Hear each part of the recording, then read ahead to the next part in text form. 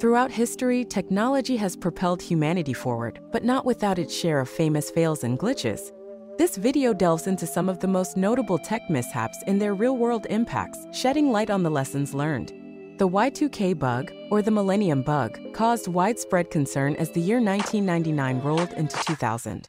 The fear was that computer systems, unable to recognize the year 2000 would malfunction. While significant disruptions were largely avoided thanks to extensive preparations, it highlighted the importance of foreseeing potential tech issues.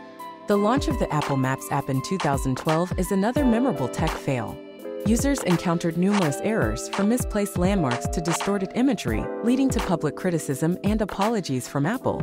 It underscored the challenges of digital mapping and the high expectations users have for tech products. In 2016, Samsung's Galaxy Note 7 faced a recall after reports of the device overheating and catching fire due to battery issues.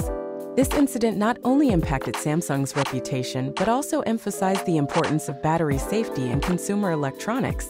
These examples, among others, serve as cautionary tales of what can happen when technology goes awry.